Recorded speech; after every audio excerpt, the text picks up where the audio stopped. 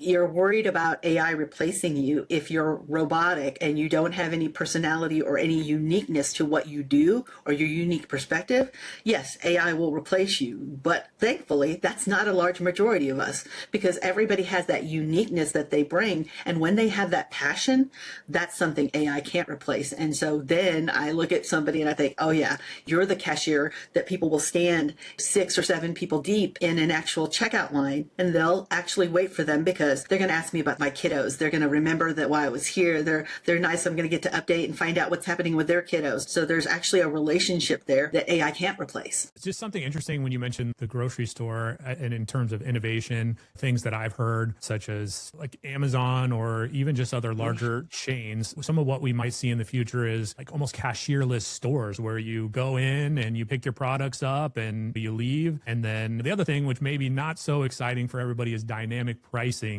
I don't know if you've heard of that, where there's actually, you might walk up to with your phone and you might walk up to the cereal section and all of a sudden it identifies that it's Maria. And they say, let's charge Maria a little bit more because we know that she really likes this cereal. Some good, some bad, but it's coming either way.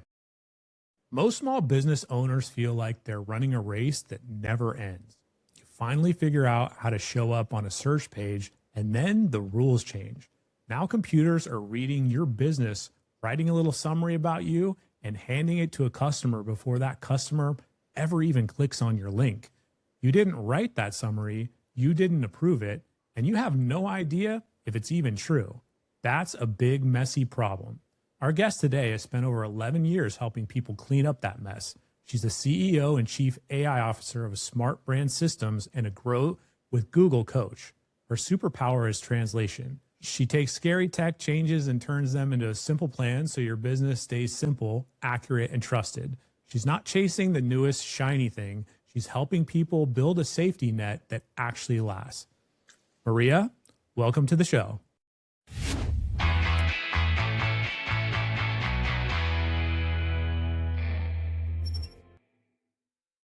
Thank you, Jeff. I appreciate being here. Thank you for having me.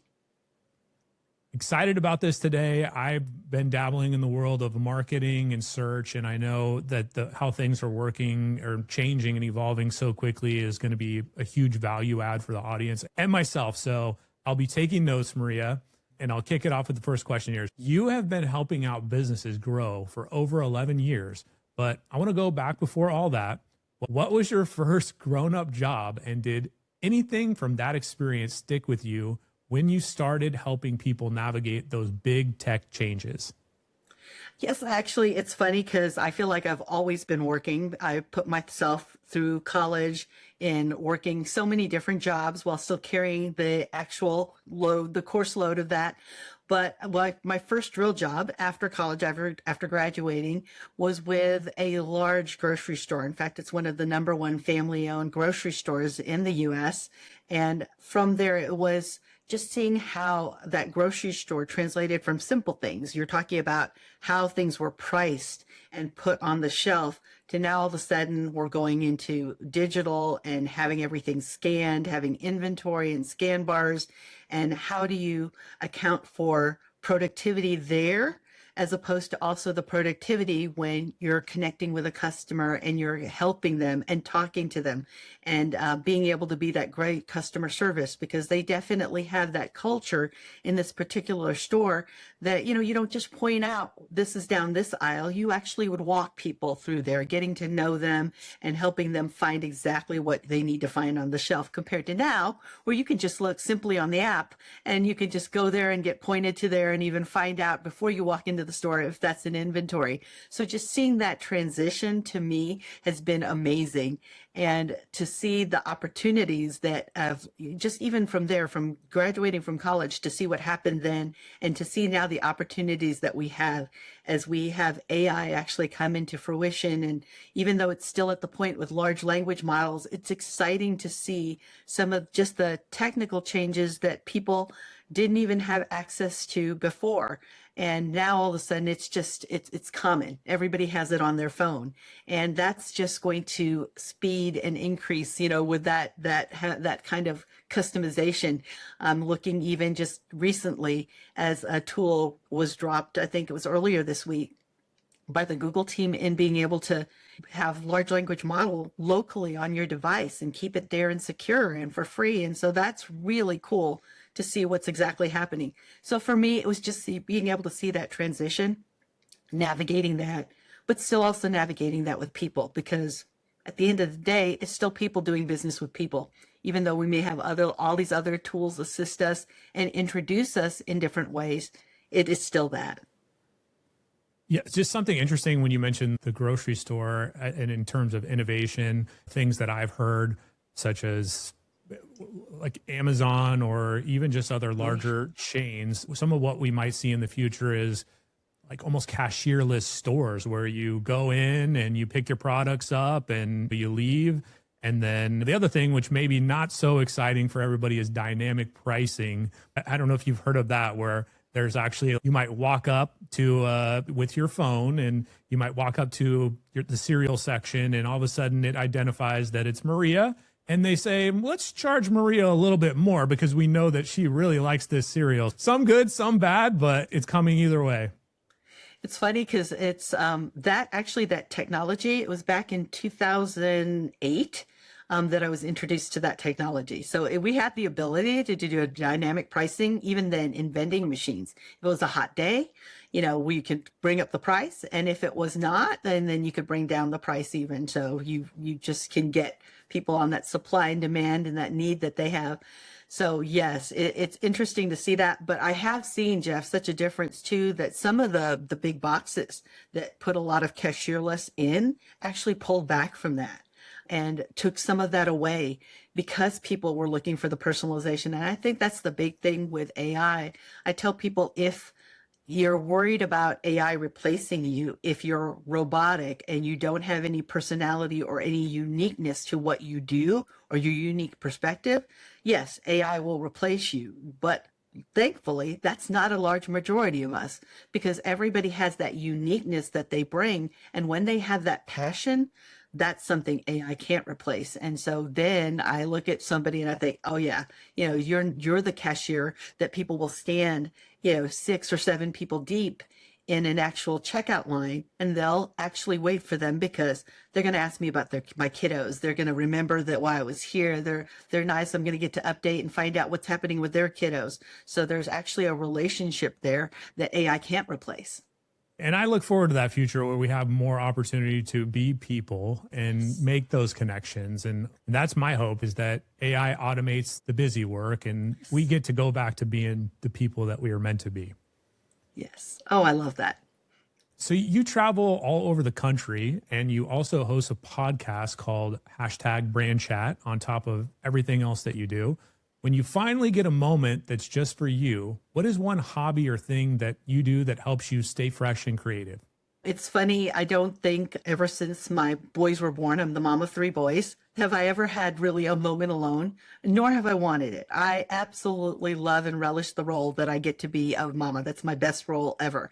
And so my creative getaway is getting to do stuff with the kiddos. It's been like that as all their life. And as they've been growing up, they're all grown now, but we still love to get away and go to Renaissance fairs. So we love Ren fairs. We go to the Vegas Ren Fair. We've been to several in Texas. Of course, the largest Texas one is in Houston, the Texas Renaissance Fair.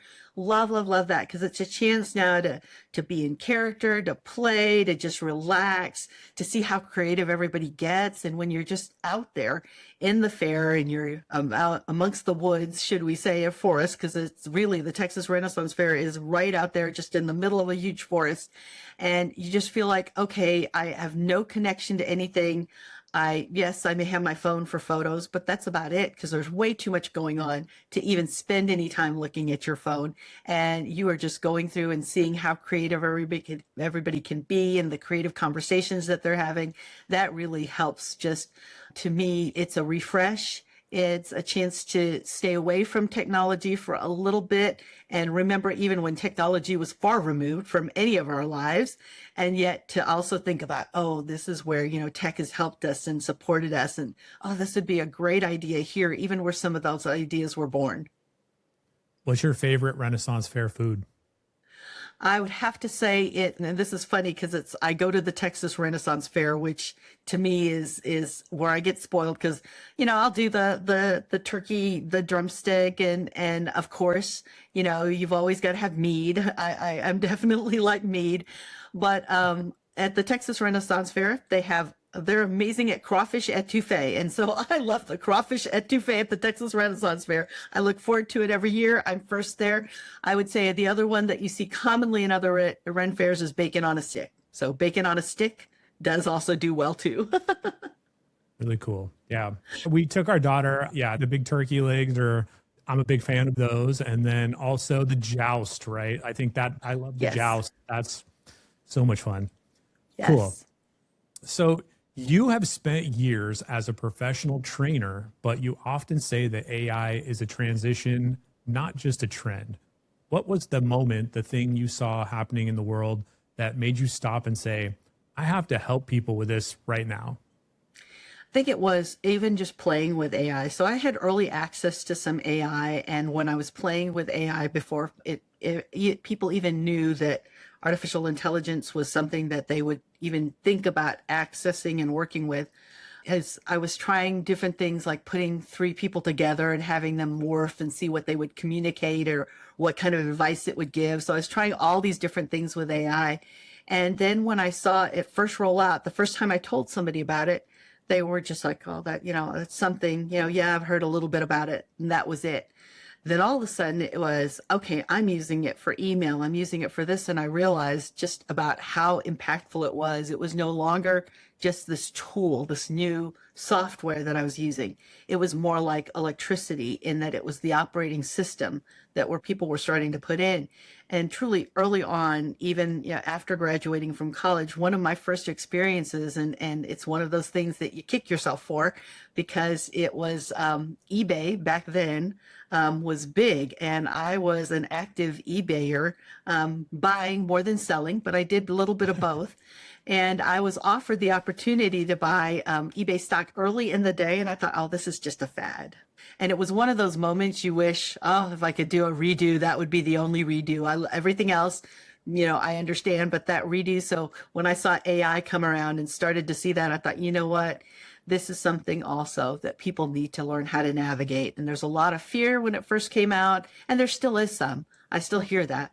But at least now people are realizing how they can wield this system, and it can help them, as you said, focus more on being human and not doing the tasks that are just taking them away. Because I do hear business owners often say, I got into business because I love what I do. And now all I do is work on the business side of business. And I don't want that. And I'm tired of doing that. So I appreciate what AI can do to help solve that for them. What type of work, can you explain to the audience just what a typical day in the life of Maria looks like and with the work that you do? Sure. So most all days I'm doing some sort of webinar or training. And training people, like earlier today, I was training on how to build marketing assets faster with Nano Banana. Yesterday, I talked about visibility in AI search and also how you can turn documents into living action with Notebook LM, how you can utilize all sorts of AI tools, but still keep governance and AI use policies in place. So you're keeping your information safe and secure, and not just your business proprietary, but also what you're doing with your customers' PII, personal identifiable information. So much of my day is about making sure people are utilizing AI securely and looking through how people have done their settings. Are they leaving it on default mode of training the public model, or are they not? Do they have their systems in place? Do they have the human in charge so that they're not letting AI transition one thing to another without some sort of human quality assurance? So I'm looking at systems, I'm talking to people, either coaching them through and training or actually deep diving into their different systems, which I was doing yesterday afternoon. And I'll do a little bit more this afternoon into deep diving into looking at how systems are working to make sure that they're visible. So I spend some time with some clients who, a lot of them are family-owned businesses. Some of them are people who are founders. So they're founders that have been around for a while and they're the parent. And now they have to transition their information that they have in here and they've lived now to children that they're looking at putting together a succession plan with, some kiddos that are ready for it and some that don't want anything to do with it. So it's interesting to be able to utilize even AI in those moments to capture that information of what the founder has in the founder stories that the kids may have heard all their life, but never did anybody record it and keep it anywhere where you can ask it questions and really kind of understand even the strategy behind it. So that has been fascinating for me to work on, but that's me in any given day. So it's always with people, usually on camera, but sometimes in person, and then always delving into looking at their different systems and explaining how it could work well for them in a way that they can start applying. Because yes, there's a lot of tech speak out there, and I am one who does not like tech speak. I like to get practical. Let's get this so it can get you to where you want this to help you, not just different interesting factoids. So you, just for some context here, so I know you do the Google coach, the Grow with Google coaching, but then you also are the chief AI officer of brand systems. So are you doing one more than the other? Do those mesh together? Could you just give a little more context behind, I guess, the different functions that you're involved in? Sure. So with Grow with Google, it is definitely in teaching businesses, small business owners, specifically on how you can utilize all of the Google tools in Google's ecosystem, especially the AI that Google's rolling out, and how you can keep your information safe and secure. A lot of people are utilizing these different workspaces and keeping in that ecosystem, which I like to keep things secure. But I'm also very familiar with all of the other tools. So I would say, that's probably about 50 to 60% of my time is working with the Google team and making sure that everybody from small business development centers, business incubators, banks even who have large amount of customers are having this kind of access to training, and they have somebody who can field a lot of the different questions that some of the small businesses have as they're trying to apply how AI could help and assist them in growing and scaling their business. So that's about, as I said, 50 to 60% of my time. Sorry? No, go ahead. Yeah, I know that those two parts. So, and then the other part of the time is being involved with a lot of training in working with chief AI officers that are consultants too. So I help train them on how to utilize not just the Google tools, but a lot of it's the Google tools, but how they can be visible within AI search, within being able to be seen in platforms and answer engine optimization. So I talk a lot about that and actually train them. And I'm really familiar because of that, training with them with other systems like ChatGPT and Claude. I'm very familiar with how to utilize those tools if you weren't utilizing just the Google ecosystem. Within Grow with Google coaching, I do stay within just the Google tools. But then outside of that, I can branch into other tools and just see how people are using that to do marketing or even operations within their business. So how and when did you get aligned with the Google Grow coaching? That was about 9 years ago. Actually, I say 9 years ago was officially when I became a Google trainer. So there are several different roles at Google, but it was back in 2013 when Google had a program called Google Help Out. Actually, it was a little bit earlier than 2013, but they had a program called Google Help Out. And that was really what started the journey for me, because at that time, it was all very confusing to me. I was a small business owner and I was trying to figure things out, and just reading the instructions was overwhelming. And trying to follow along with anybody, I thought, oh my gosh, I was just thrown off by the lingo. So just even the explanation and the definitions of things was enough for me to be done. So what I did next is I reached out to see how I could get help with Google. And there was this thing called Google Help Outs. You could get with somebody on chat, on video, or even on the phone for 15 minutes, and they'd walk you through something. It wouldn't cost you anything, and it was only for 15 minutes, not a minute more. So I love that, and I thought, oh, I want to do this for people. Let me at least figure out some of the marketing tools and see if I could. Google was definitely looking for volunteers to do that. I was able to do that and got involved in help outs, and I helped out so many small businesses just with, how can I find my password? Where do I find this app? How do I log into this? Those are some of the basic questions people have. And then it became even more, how come I can't see this? How come the agency I work with can see it and I can't see it? And then I realized that a lot of people were having people take over a lot of their actual their control, even their access to things, because they didn't know how to do things. So they just would hand that over with passwords and basically giving them the keys to the kingdom and not know how to access that information back. So then it became a mission. So now when Google was looking for trainers, I was actually speaking for an email marketing company, and they approached me about training because I'd been on Google Helpouts before.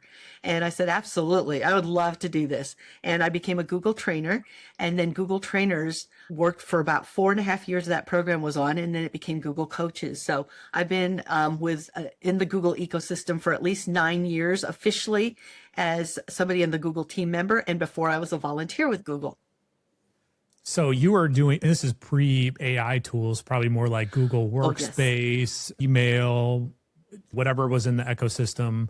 What tools were they, by the way, back in 2013? What were the hot tools? Workspace, Gmail? The hot tools were Gmail. It was really Gmail and YouTube. Gmail and YouTube were the two that people wanted to talk about all the time. What about, was it Spaces? Was Spaces back then too? Do you remember that? They're like a social media network that they had? Not Spaces, but there was Google Plus. Google Plus was back then. And I'm trying to think. I think that was it. Plus, it was like their social media. And I was on there. I was pretty excited. I think I was the only person on there. Right. It took a while, and it just really, they had so many things. They launched, what I loved about and still love about Google is they have so many ideas that they want to try out, and they're proactive in launching it. But that's also can be disappointing sometimes if you become one of the people that falls in love with something and you're like, wait, come back, bring it back. I'll tell more people about it. I'm curious, do you, just going back into more of today and like more of the agentic tools, do you advise or coach on like anti-gravity or any of the more agentic AI tools? Yes, I love using, and I do that quite a bit with anti-gravity, Google's AI Studio. Of course, we've got Gemma 4 just dropped earlier this week, and that's part of a project with a lot of AIs also are working on a project Glasswing. So there's lots of things happening. There's Vertex. The good thing now is you can go to Discord and look at the different Google Labs that are happening there and jump onto a Discord channel there and give them some feedback and even test some things out. So the labs are now where Google does test a lot of product and decide whether or not there's enough interest and enough value really in something to see whether it should launch as an actual Google tool. So I love doing that. That's something that I've always been excited about, going out and testing things even before I was in the Google team. So is it fair to say that you're pretty hands-on with the tools? I talk to some folks that are like chief AI officers, or they're more about strategy. So you're coaching, giving feedback, advice, making suggestions, but you also dabble, like you could do integrations, you could set up an agent. Do you do that, or do you have a team that does that? How does that work? I have a lot of people I refer to that do that. So myself and my team my team, we focus on really a lot of the visibility side of search and AI and into AI platforms. So just being there where people are asking questions or where people are looking for answers, that's our focus area. For builds, I know what it takes to put a build together. I've been there involved actually with builds as they launch, actively being a part of it, actively even creating some of this code, which just to me is a whole other world, because I tell people I don't code. So I don't even know how to look to see if there's any code injection issues or opportunities. So I know what to ask for because I know it in that way, and I know what to make sure that there's stop gaps and strategy towards, but I don't do that myself. No, I would take forever to build something because I would become fascinated with one little area and I would delve deep into that and then forget that I need to do the rest of the build, because that's my background. If anything, I look more at the data. So I am a data whisperer to watch, how the traffic flows, what's happening, how are people using, what area of the actual tool are they using, and where does it seem like they're seeing some glitches, so some user experience that may need to be brought more attention and maybe a redesign to. I think with the tools that are available right now, that there's more of an opportunity these days to give coaching and advisement and suggestions and understand how these tools integrate together. There's a huge opportunity for that. Obviously, this is what you do. And I just think more for the audience that maybe some folks may be less familiar with these tools in general, you can just get started by asking questions. Open up your LLM, start asking questions, explaining a little bit about what your business does. Be cautious about what you're sharing, right? Make sure the privacy and security component has to be there. But just like you, right? Like I've specifically learned a lot of these tools on my own. I'm definitely not the most technical person. I've been hiring engineers for the last 20 years that can do way more than I can. But I'm at least enough, I have at least enough understanding of how systems work and how they integrate together. And solving those business problems for me is fun. I enjoy that type of work. I like to think of what opportunities might be available to integrate different stacks together or how to solve, again, kind of business problems. I'm curious, with obviously a big part of what you're doing is the search component. Could you give us some feedback on what are the common themes that you're seeing from customers right now in the work that you do in terms of solutions that they're looking to solve for? Sure. A lot of them Or are issues. looking for Yeah. issues are, they're looking to solve for being found in search, in all of the search engines, as well as in AI platforms. That seems to be the biggest sticking point because everybody's posting like crazy and they think they need to post more. And that's not the solution at all. In fact, if anything, that will cost you a lot of time, energy, and money. So that seems to be what they're asking about. And then also, a lot of people have questions about agentic AI. And they're also delving into trying to put that together. But then it becomes this really costly experiment because they don't know what they're looking for. They don't know what the end result is. They don't even have a baseline to start measuring towards that. So staying on the search side for a moment, with the search side, what I talk to them about is just, really understanding who their customer is and the way they search. What I love about small business owners is the fact that they do have a very great superpower, which is they know their customers by name and they know how they make decisions. There's no committee they need to get together or pulling a database that they need to download. They already have this. And the good thing is they can be nimble. I can teach them or talk to them about strategy on Tuesday, and by Thursday, they've implemented it and they're ready to go with it. And that to me is the most exciting, is when they can see how that can help them. All the AI tools can help them in gathering even information and tracking information.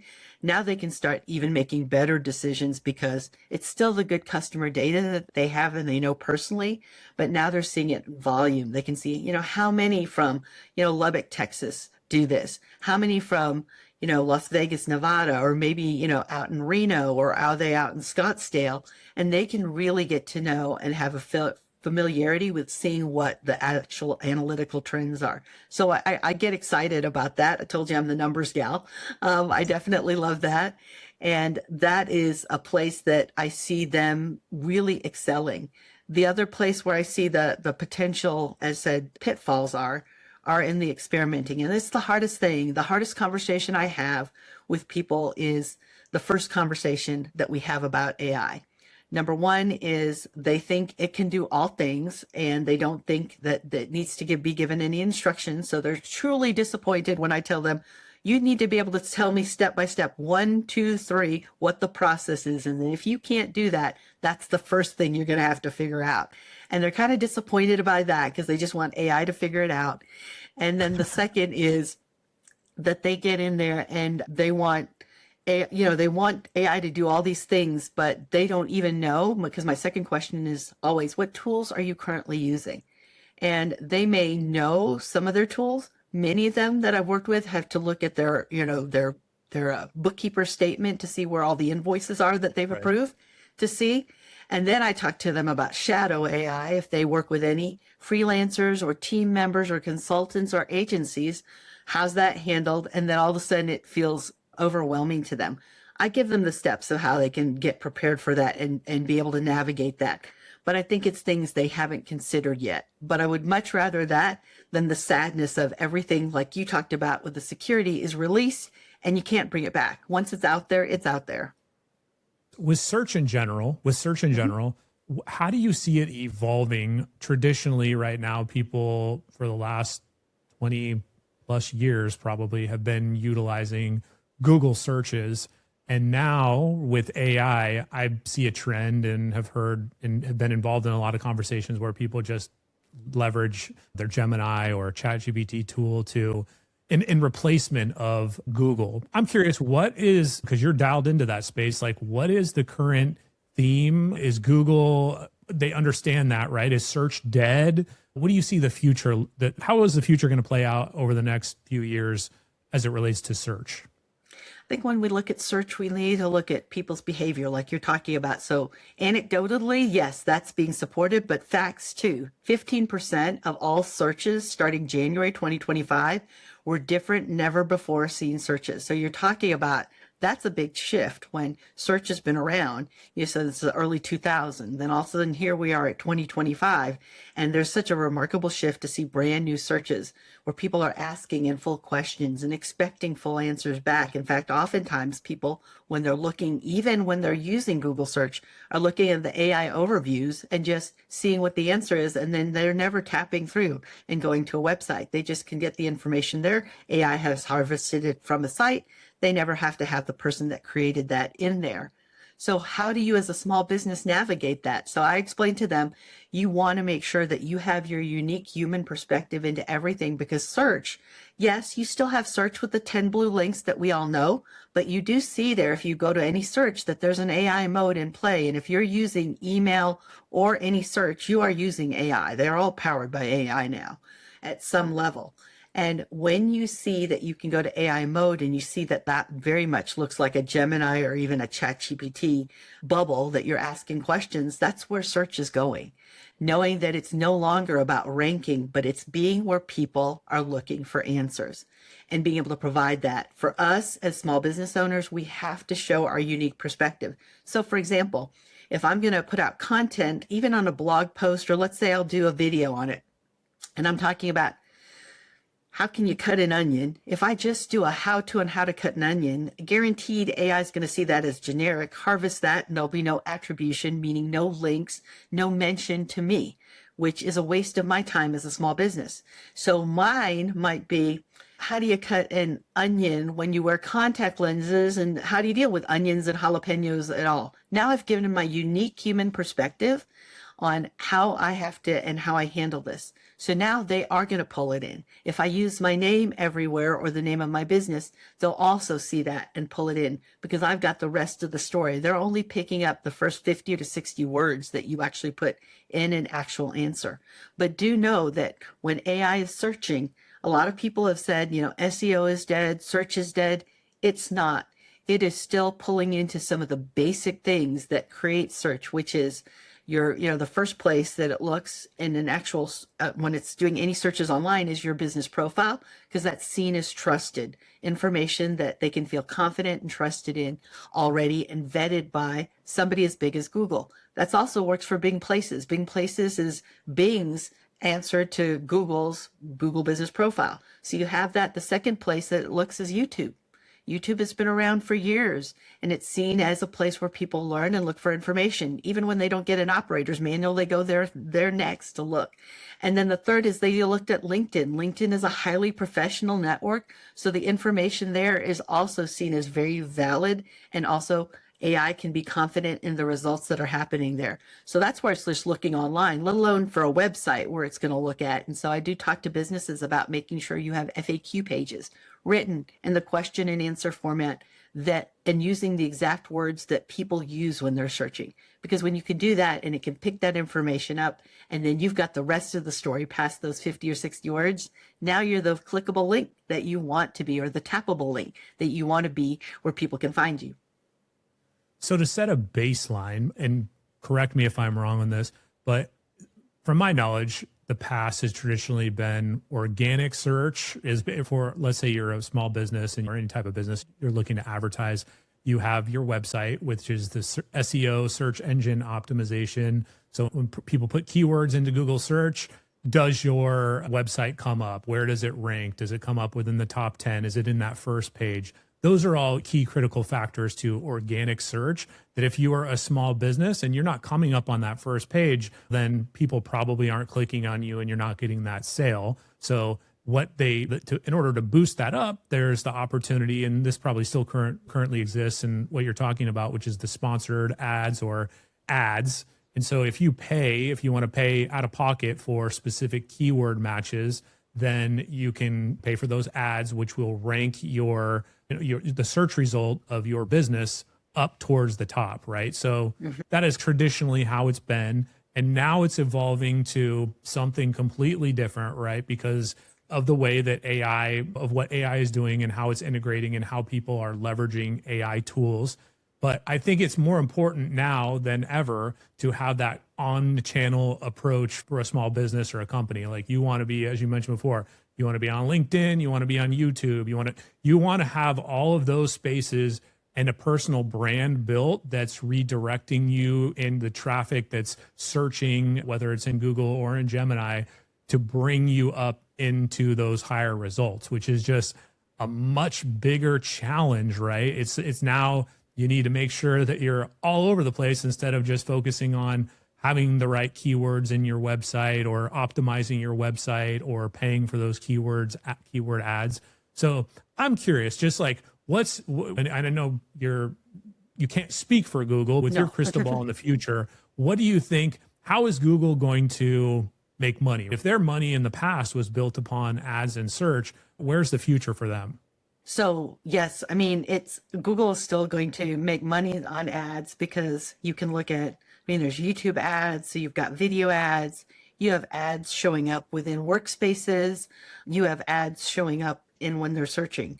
But you also see that with AI overviews and AI modes. So I don't believe that's ever going away, but people always trust organic information and where they can find answers much more than we've ever trusted ads. That's been since, from the newspaper time, right? So we've always felt that kind of connection when it's a friend recommending and doing things, which they can do really quickly now. They can snap, a video real quick. They can circle something and share it with you, just quickly from your phone. You just have to circle it and tap, and you can share it right away. So I think now what you're going to see is a whole lot more of ways that the ecosystem can support each other. You can keep data and information secured. You're also going to see a whole lot of what you can build and use safely. That's why, I was really excited to see Gemma 4 launch, since that's a local LLM that you can carry on your phone and not have to worry about integrating with any public model. So that's kind of cool. Very cool, especially for the security standpoint. So again, I can't speak for Google. There is a great video that I saw, though, that was just recorded a few days ago, where the head of Google does go over what the future of search is going to look like in 2027. And I'm really taking a lot of notes from there on just how to make sure that people see and you're visible wherever they're spending time, be it that they're in a platform, be it that they're working in an app. You've got to know where that is. And that's why, as small business owners, even going into 2027, we have to be experts at our customers and really know, where do they hang out? Not where we think they do, but where are they? Yeah, key takeaway, just with seems like everything else with AI, is that things are evolving rapidly. So keeping a pulse on what's going on out there is critical for any small business. And you have something called a Smart AI Readiness Kit for a small business owner who feels completely lost when it comes to these new tools. What is one specific thing inside that kit that would help them take their first step? I think locating all their data, knowing where their data is and their information, because a lot of times when they start working together, it can feel, or working on this to bring AI into something that they're even considering, it is overwhelming just to find things like who has which portion or which part of the data, or where did I house that? Which account is that in? Because the fact that we could start free personal Google and Gmail accounts is great, but that's a blessing and a curse, because now you got to figure out how to log into all those things that you don't remember how to do, because it may have been a year or so since you've used it. So I understand just trying to gather all that is the biggest challenge. And I make a checklist of that, of what to gather and where your data could be, maybe even places you hadn't thought your data is. And then really outlining what that process looks like. What are your different processes? It's not the big sexy things, Jeff, that people will see success with AI right away. Some of the basics, I've seen them take their AI, which right now is just kind of a glorified spell checker and maybe writes things a little bit better. And all of a sudden they realize that it can help them actually review emails. So instead of looking at 300 emails, they get a summary of it. They can just tap on it and it puts it on their calendar if it's a task or an appointment they need to go with. If there's key people that are, they can't miss their emails, those are brought to the top. It can help organize those. And I know that people as I said, I used to speak about email marketing a long time ago, that for that long and even more, people have been wondering, how do I get to inbox zero? How does that happen? And that's a challenge. And we've all, as small businesses, always asked that question. I wish there could be another me. We've always made that comment, and this gives us an opportunity to get there. But in getting ready for that, that does mean some of the components and the tasks and the steps that you take for it need to be captured.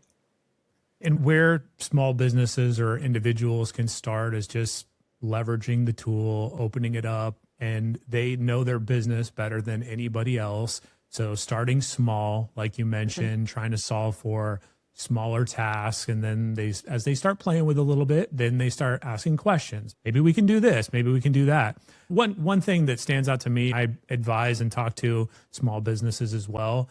And oftentimes I find it's a question, they have very high hopes, like you mentioned, that there's a lot that can be done. And I would agree that there is absolutely a lot that can be done. The question is, how much are you willing to invest in it being done? How much is that operating cost going to cost you when it's in production and you're actually having to pay for that?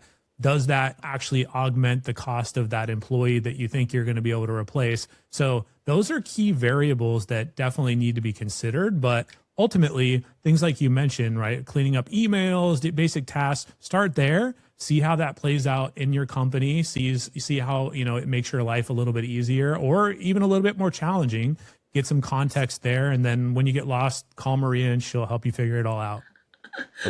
Well, you definitely will see your gaps then when you do that. And I love actually one of the very basic questions people for the first time interacting with AI have is how you could talk to AI. And I explain to them, just ask questions like you would an assistant who's untrained or somebody you're collaborating with. Just ask questions and you can start to get into some interaction so you feel comfortable speaking to AI. I used to write to AI all the time. Now I just speak to it. It can pick up my pregnant pauses and my nuances, and I like being able to do that. I'm much faster at talking than I am at actually texting and typing. So I love that they can become more familiar that way. And then you can even spend some time, spin it a little bit with AI about how you could even validate some of your ideas. I've done things like, okay, pretend you're a grumpy investor and I'm going to pitch this idea. Tell me what you think.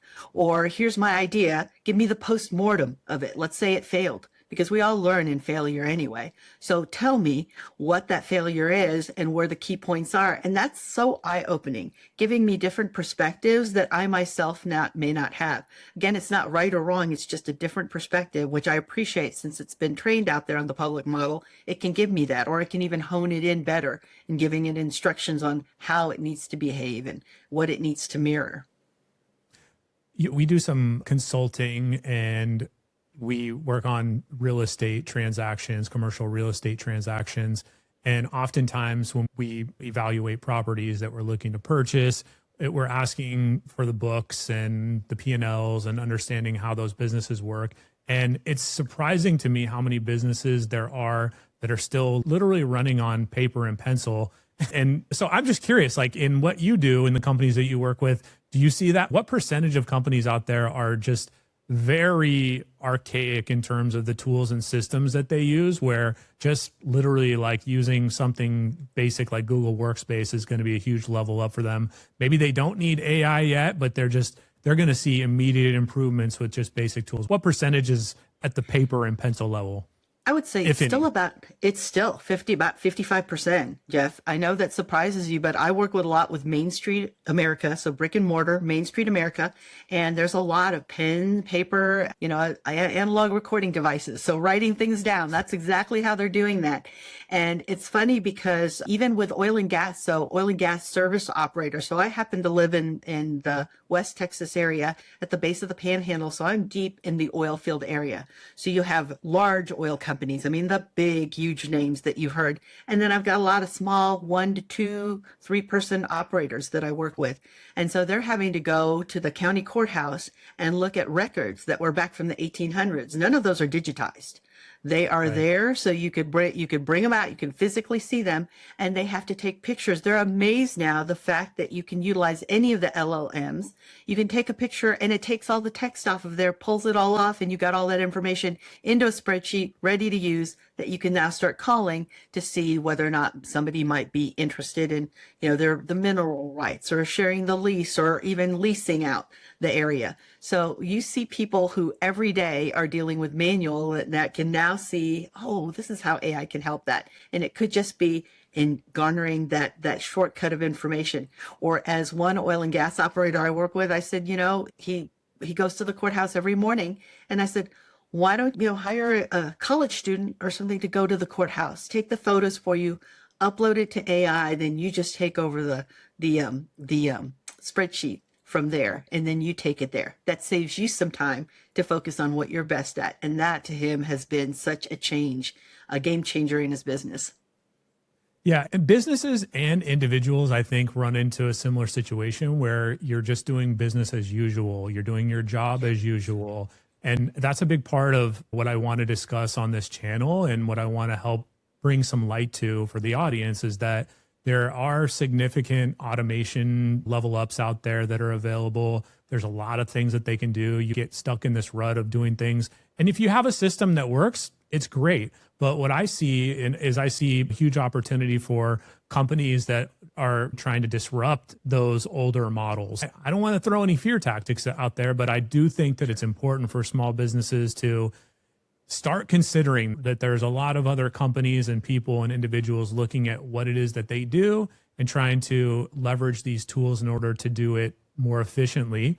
And I don't think that's going to change. That's going to keep growing and growing. Where it starts, again, as a kind of a recap, I think is just asking questions and putting your particular business cases into the model. And like a prompt might be into ChatGPT or Gemini. Right. This is the type of business that I do. You are an expert in this business. Tell me what you think you would do to solve XYZ problem. Start there. It'll start giving you ideas and solutions. Some of those may be more complex than what you're willing to take on, but you can see if it's something that you might be able to tackle, because I do think that's an important takeaway for the audience is just start somewhere. Yes, I agree, Jeff.